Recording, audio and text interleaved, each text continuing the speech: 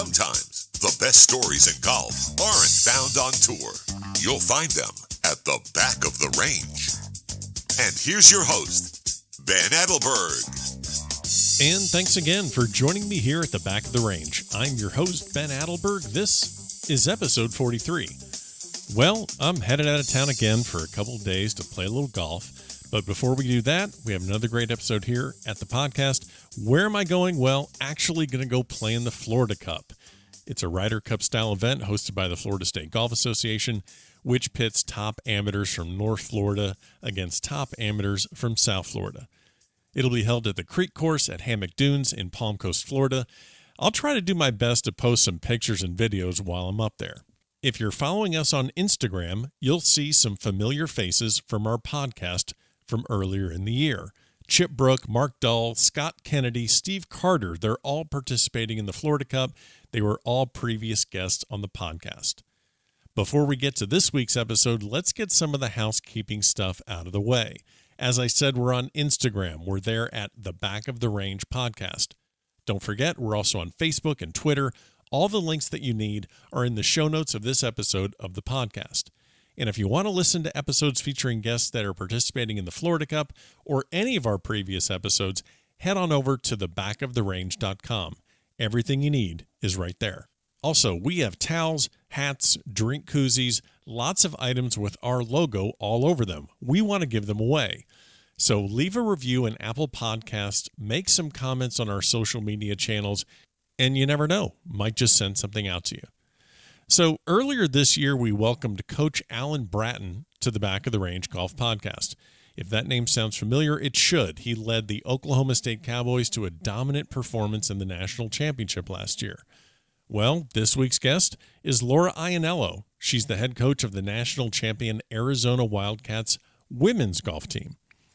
For as dominant as Oklahoma State's win was, well, Arizona's was probably as dramatic as you can possibly imagine. Remember, the NCAA changed the format in the national championship in 2015. Stroke play format to start, and then the low 8 teams qualify for match play. Guess what seed Arizona earned? Yep, 8th. You'll hear the entire story of the championship from Coach Ianello later in the episode. We're also going to get into her playing career at Arizona. She played a little golf with ladies like Baena, Gulbis, and Ochoa. She won a national championship. She runnered-up in the U.S. Women's Am in 2000 and played in 3 U.S. Opens. We also discussed her recruiting strategy at Arizona and her affinity for golf dorks.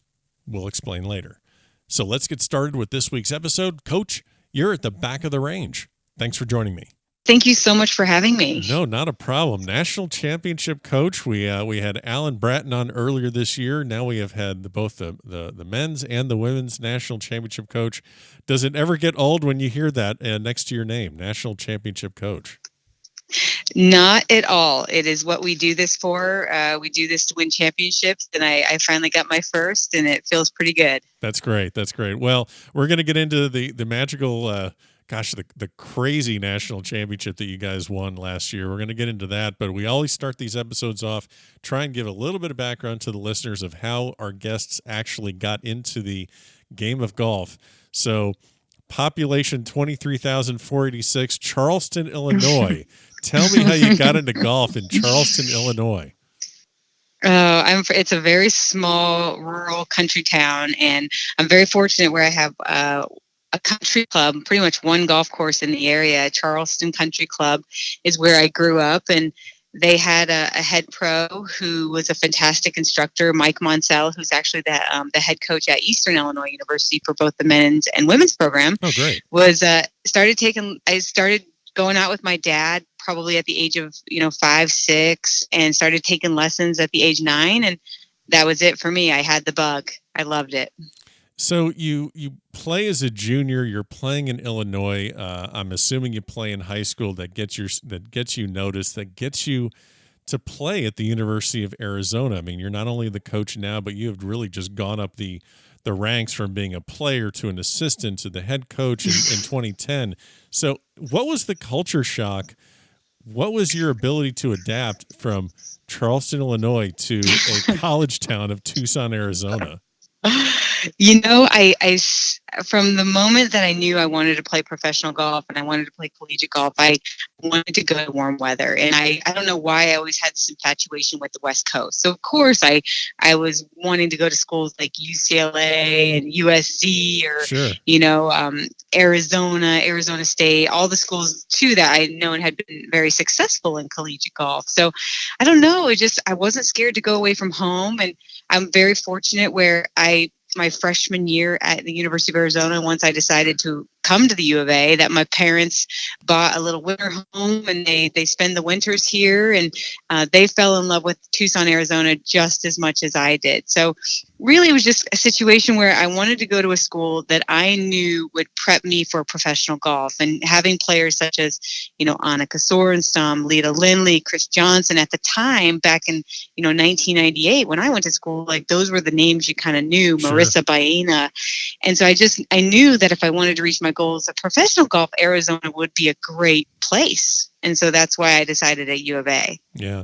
So you spend your collegiate career playing at the University of Arizona, and we're going to get into all of the great accomplishments that you've had as the coach, but I had to at least hit on some of the highlights of your playing career. Now, before you turned professional, I did a little bit of digging here, and runner-up at the 2000 U.S. Women's Amateur, and I see that some Laura Myerscough defeated a teammate, and I think it's Lorena Ochoa. You beat Lorena Ochoa in 19 holes in the quarterfinals. Does your team know this?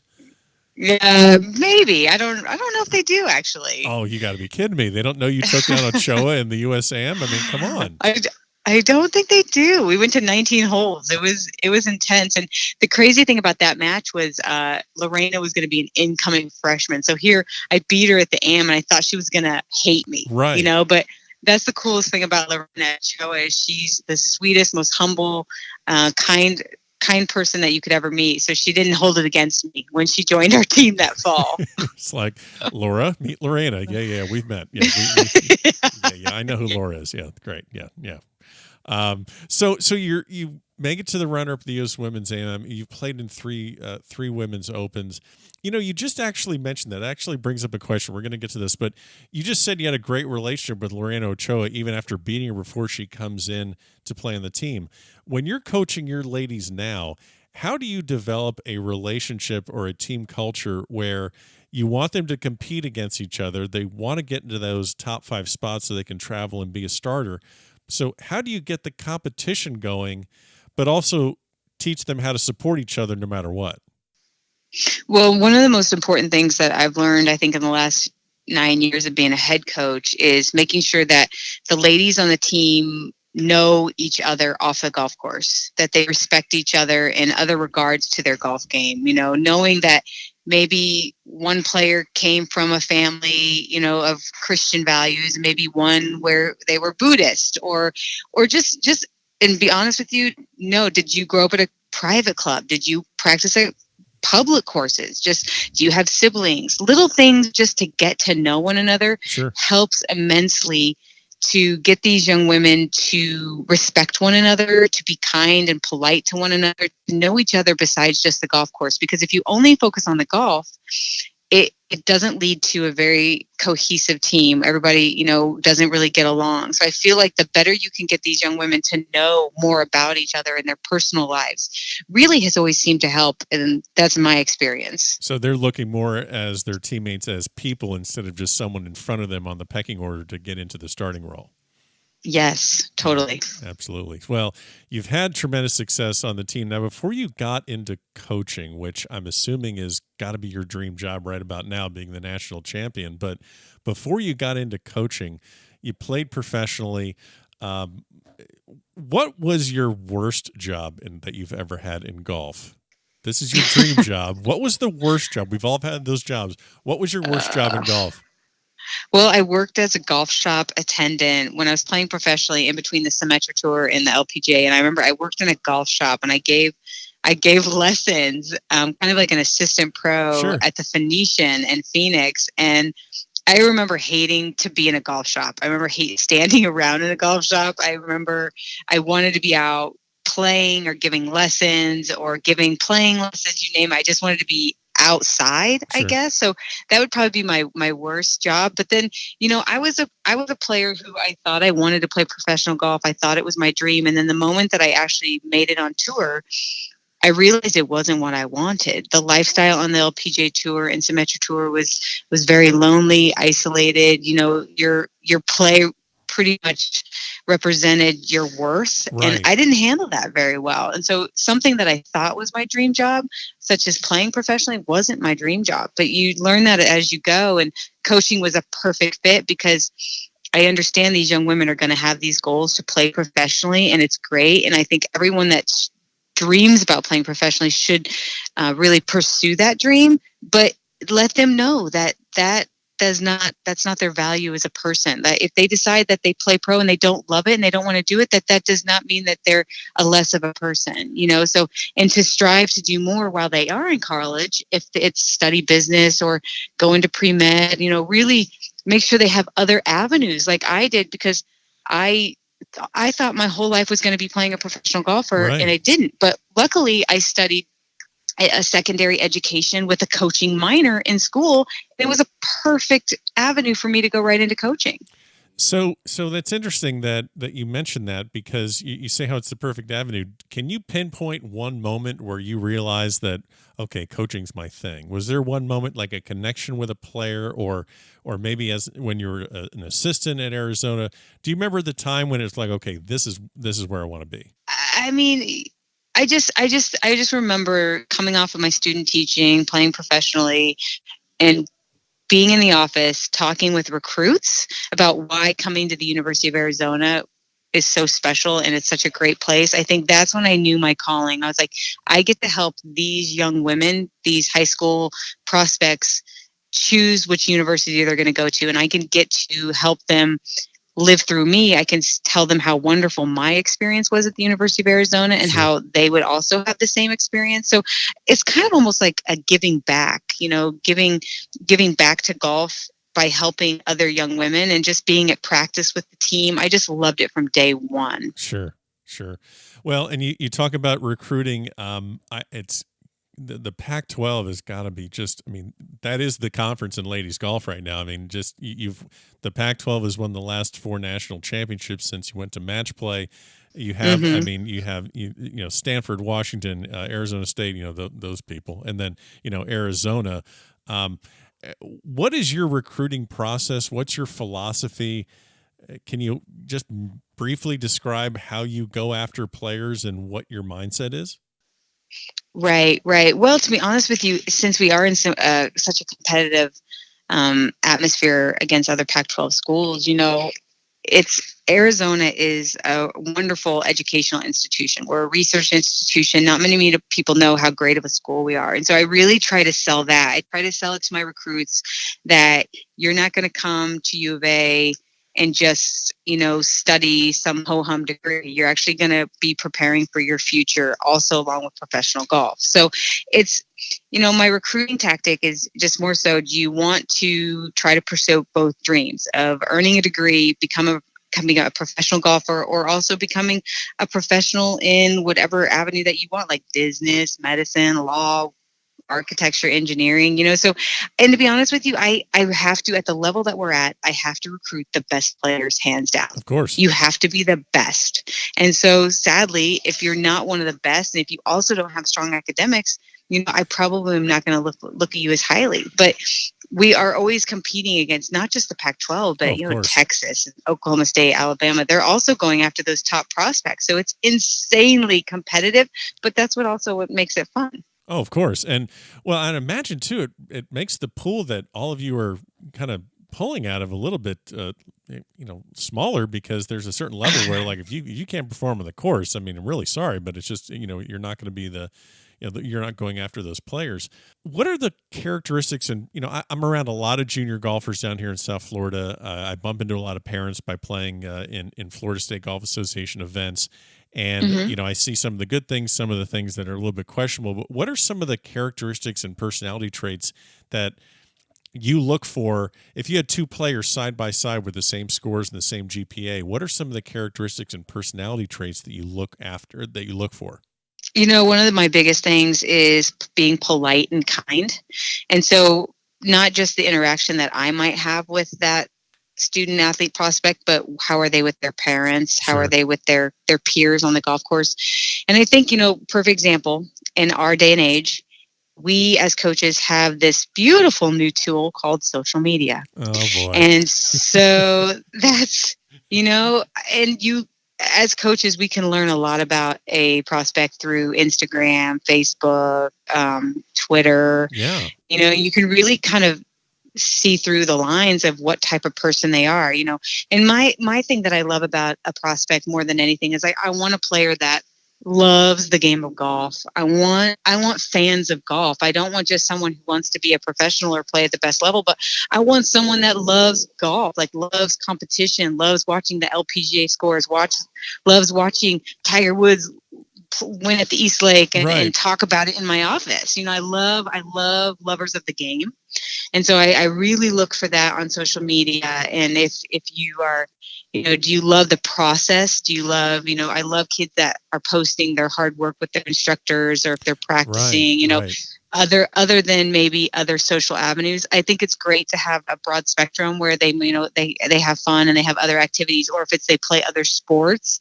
I think those are all great things. But then there's also things that I try to steer clear of recruits, when they're maybe not into the best things, if they're always posting pictures of partying or, going out, little stuff like that. I hate parties. They're terrible. So no, but so what you're saying, and I'm going to, I mean this in the nicest way. You want golf dorks like me. You want golf dorks. I do. There you totally. Go. See, and you can use it as a tagline for any of your recruiting material if you need that, or But that's perfect. No, I think that's fantastic. So, you mentioned about your players that you want them, if they want to go turn pro. Before we talk about your national championship season, which had a lot of challenges, I realized early on. One of your players left mid-season around the holidays to turn professional. So you want to have this incredible sense of pride to send off your seniors with a degree and have them play all 4 or 5 years depending on their eligibility. But how do you balance the communication with them when they're thinking about turning professional early? Yeah, it's probably one of the most difficult parts of the job, especially with our seniors, because you want them to know that you want success for them and that you're always wishing them well and you're trying to push them towards being successful, but you also want them to stay and graduate and help the team till the very last minute. Right. Perfect. Last year was a very special situation where we had kind of been told that the player was coming back, and then I got a text message on Christmas Day saying she was turning pro. Oh, that's so nice. It was a no, last year was, if you would have talked to me like December 26th last year, I was devastated. I mean, my world had been turned upside down because the team that I thought would have been the national championship team was not in my mind anymore. I was like, oh, but that just shows you right there the resiliency of these kids and how they can push through. Because really her turning pro really devastated the whole team, even though they wished her well and wanted good things for her. They were really devastated that she abandoned us, putting it in the spot. But again, the players rose above it and really showed you how they fought through the adversity, and I've got a player right now, Gigi Stoll, who's at LPGQ school. She, I think, saw how heartbreaking it was for our team to go through that, and having lost that person mid-year, that, I think just having open communication, knowing that I want what's best for her, but also I respect the decision that if she feels that's best for her to turn pro, that as long as you communicate with me and let me know what you're thinking at all times, or where you're, if you are thinking about turning pro, if you're not, or what's the situation, like, I'm okay with it, because at the end of the day, I do want what's best for you, and I love you. You're my player. You've given this program so many great things. Well, very well said. Obviously, open communication is important when you're building any team. So let's go ahead and pivot over to the national championship from last year. We all remember the climactic end. Haley Moore winning with the winning putt. But like you said, basically you just led right into my question regarding the beginning of this season. So, the first half, I believe you're well outside the top 25 at the end of the fall season. You lose a player to go to the professional ranks. You just told me what the lowest point of the year was. It was the day after Christmas. I know you said the kids are resilient and they put it together and they got back on the right track, but what was your first meeting like with the kids? Not the kids, but how was your first meeting with your young ladies on this team the first day back on campus after the holiday break? Well, after the holiday break, we were very fortunate that we had a mid-year ad, Yu Sung Ho, and Yu Sung was from Taiwan, right, and little freshman in the dorm. And the fact that we had lost Crystal was devastating, but here we got to welcome this new wonderful young lady. And the one thing about Yu Sung was Yu Sung brings joy to everyone. She is just one of the nicest human beings you could ever meet. She was so excited to be a part of the team. She was kind to everyone. And so really the fact that Yu Sung had joined our team last January kind of helped take away the sting of losing Crystal. And so, really, I think the ladies saw that this new member actually helped team chemistry even more, because all of a sudden the ladies got along a little bit better. And, just, I don't know exactly what it was, but it was more so just like a new team. So you turn the page, start in the spring, you get yourself to regionals, you get yourself to the national championship. And for those listeners that maybe aren't 100% aware of how the national championship is conducted, they did make a change in 2015. So make sure I'm correct here. You play 72 holes of stroke play, and then the top 8 with their stroke play, obviously college golf, 5 players, 4 scores count each round, but the top 8 teams then would advance to match play. So the day that you get into, you do make the number 8 seed, you get in on basically the very barely. Yeah. So I was watching this live. I watched this live. So the last hole, you have one of your stars, Bianca Pagdanganan, and she basically makes a 30-footer for eagle that gets you into a playoff for the 8th spot. So yes, we've seen the putt many times on the Golf Channel. Where were you when the putt went in? Were you at 18? Was she the anchor match? Was she the last match on the course? Yeah, Bianca was kind of in the running for the medalist for the NCAA championship, and she got off to a rocky start. So I walked and was with Bianca pretty much from hole 8 all the way to 18. Okay. Bianca really struggled her first couple holes because we were with Haley and Gigi and a couple other girls that were struggling so bad that 4th round. And we I wish I would have gotten back to Bianca sooner, because I thought, she probably maybe could have won the tournament if we would have helped her a little bit more early. But other way, I was with Bianca on the 18th green when she made that eagle putt. And I knew she might have a chance to win the tournament individually if she made it, but I knew also that if she made it for the team, like, we would have a chance to be in the final 8. But again, the whole time I'm talking with Bianca, we're just more focusing, staying in the present. And more than anything, I think Bianca was kind of focused not just on the team, but just trying to play her best to maybe win the NCAA individual title. Sure. So it was a lot of fun walking with her. She played absolutely amazing. And, her dad had sent me a prayer over Facebook in that morning. And the prayer, I shared that prayer with Bianca when we got to the golf course. I wasn't for sure if I should, because I didn't want to put too much pressure on her. But It was this amazing prayer talking about how her good deeds will help others, and that she should be calm on the golf course and confident, and just know that Christ is with her, and that by her playing well that day, it's going to bring joy to others. Oh my gosh. And this prayer was insane. It still to this day brings me to tears even thinking about it. And then for her to make an eagle putt on the last hole to give our team a chance at the 8th spot, it was just divine. It really was. It was just amazing. That's a great story. Did not know that. I mean, I obviously saw the putt go in, and I just was like, you got to be kidding me. That's just. After she made that putt, after Bianca made that putt, she came running to me. And I was already bawling, crying. Sure. And if you look at on the video, I'm like shaking like a leaf. And all I keep saying to her is, I can't believe you made that. I can't believe you made that.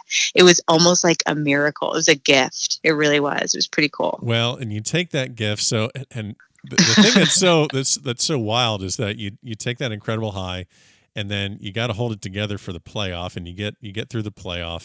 Baylor, if I remember correctly. So you get through Baylor, and then you have to knock off UCLA and Stanford in the quarters and the semis. So you get through them, and then of course Alabama in the finals. How do I know they're young ladies, they're great athletes, but that's just a ton of golf in just a 2-day span. I mean, are you guys even seeing straight at that point? Like nothing, and you can't prepare for that. It's not like you can just. Right. I mean, how do you hold that together? Like you got to give me a story about someone that's just either has no food in their stomach and they just can't even see straight anymore. I mean, how bad was it? That's the craziest thing is at Karsten Creek too. My players all take push carts, and the Zoysia grass at Karsten Creek is so squishy that it was more difficult to push a push cart on those fairways. So not only were we exhausted, but my players carried their bags instead of taking a push cart because the fairways were so miserable pushing a cart through. So at that point, by the time Stanford match was rough, I just kept like reminding them, stay hydrated, get some food in your belly, like just get off your feet as much as you can. Haley struggled a little bit with she had some knee issues, but the one thing that my team never complained. Not once did I hear any of them say, "Oh, I'm so tired." It was pure adrenaline. Adrenaline pushed them through because just the fact that we were in that championship match, like every little soreness that they felt, they couldn't feel it. I feel because they were so excited and so jazzed about the opportunity to be in that final match that I really cannot remember even one of them complaining that they were tired or that their feet or their back hurt or anything. So I think when you get in that moment, that's when your adrenaline kicks up and you just go. All right. Really.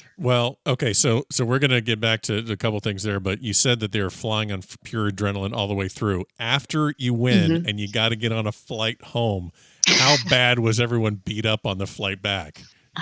No, everybody was still so pumped up. We finished the national championship. We won.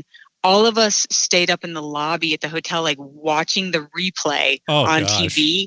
Oh, until 3 a.m. We went to McDonald's. I think a couple of the girls took Ubers to McDonald's, got food 3 a.m. And then now wait a minute. I thought you weren't recruiting partiers. I thought you wanted golf course. I mean, this is wild. McDonald's is not considered partying. A milkshake's a little different. Whoa. Milkshakes. This is a milkshake and a Big Mac's a little different than Buffalo Wild Wings. Right? Okay, gotcha. And then I think we had a 11 o'clock flight out of Oklahoma City. Still, and then we had this huge welcome back event right when we got into town. We had this police escort to the McHale Center, which was amazing. I did not feel tired until the very next day after we got home. And I literally felt like I couldn't get out of bed for 3 days. Right. Yeah, no, that's what I was kind of going for. I figured your kids at some point, the tank, unfortunately, is on E and things. Yes. That's great. So, and I think the team felt the same for sure. You didn't have any urge to say, okay, ladies, listen, back to work, 7 a.m. practice tomorrow, or that just as a joke text just to see how that went over?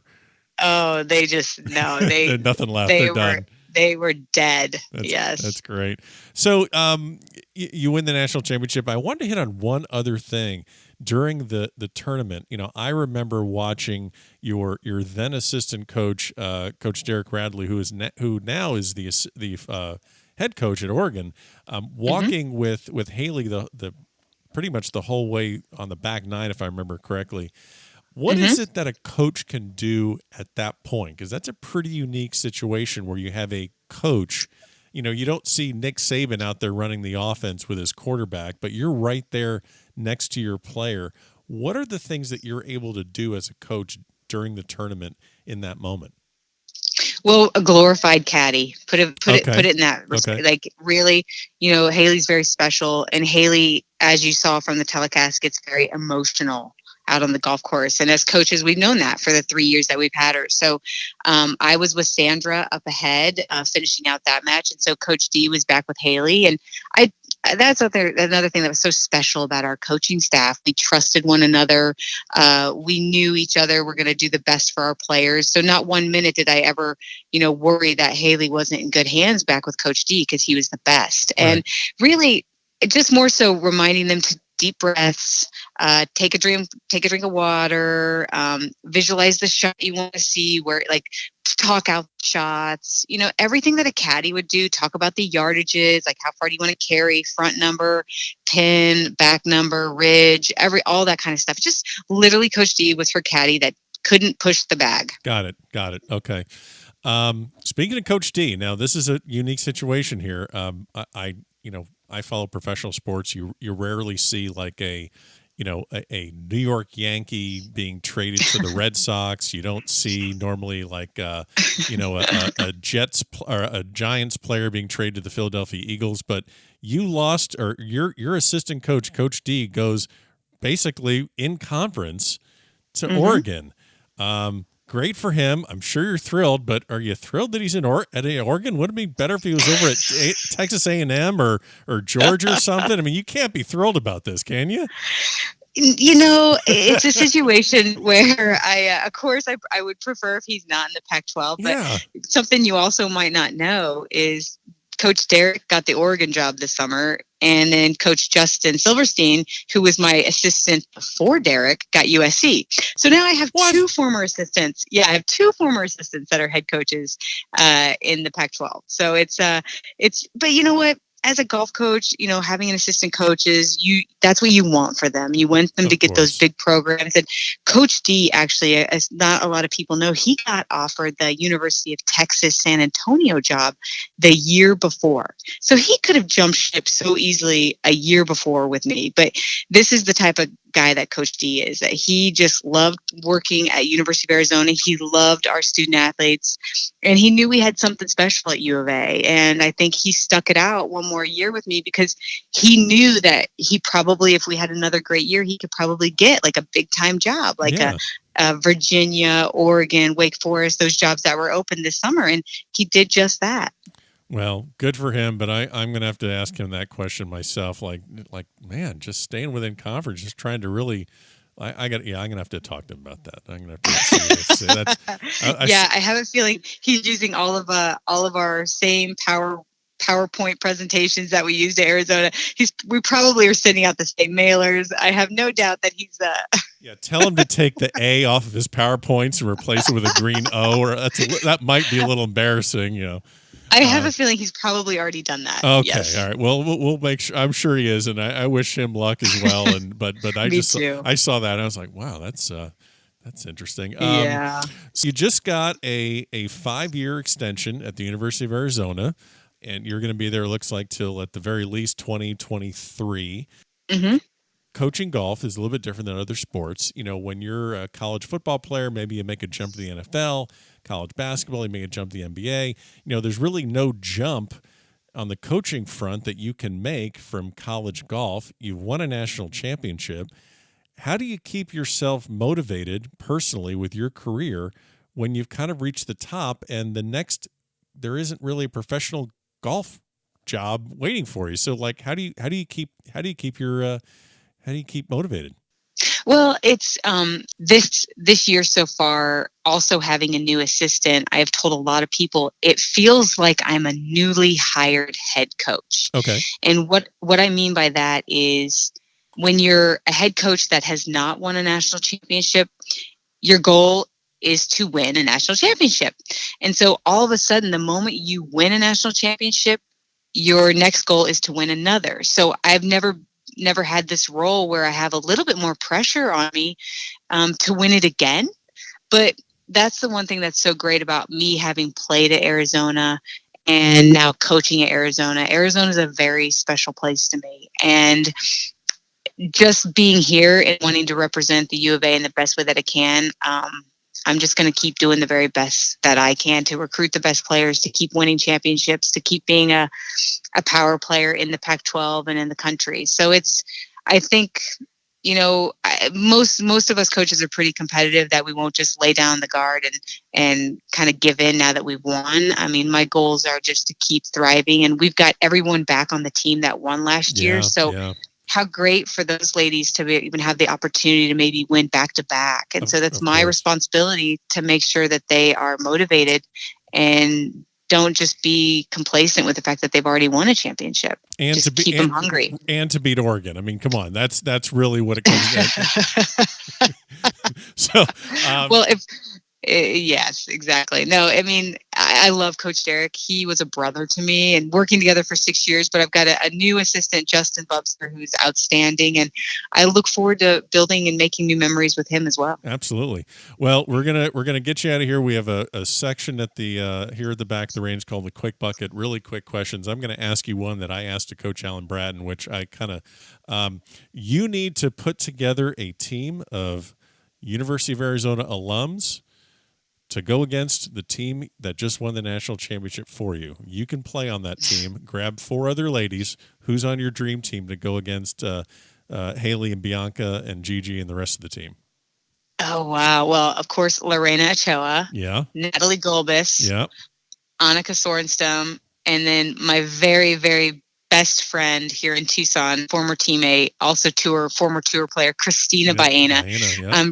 She probably thinks I should be putting her sister Marissa, but I love Christina too much, and so I think we would have the best time. So it'd be Annika, Lorena, Natalie, Christina, and then of course myself. I got to play. It'd be fun. You're the anchor match, of course. So let me ask you this question: Did you ever imagine that the national championship would get as big as it has since it went to match play? Before it went to match play, no, I never would have dreamed it would have gotten this big. But watching Stanford win that first year, right. And then after that, I think the next year it was Washington, yep. and and then ASU, and then now us. Just seeing all the amazing things that is provided for those student athletes that have won a championship being televised. It's outstanding. It's so wonderful for women's and men's golf. It really is. Absolutely. Do you have a good waste management open story? Oh, probably back when I was 21 and in college, and I think that's before they had the grandstands around the 17 tee box. So I can just remember standing around the tee box, probably throwing beer out on the tee box when players come through. But that's when I was 21. So you can't hold that against me. I was young and stupid. No, hey, coaches are people too. It's fine. It's fine. Let's see. No. What about something that your team does that tries to keep you engaged with this? You mentioned social media, Snapchat and Instagram. I know they keep us all young, these college players, but is there something that they're into that you're just like, yeah, I can't, that's just not me, I'm sorry, this is, you girls are crazy?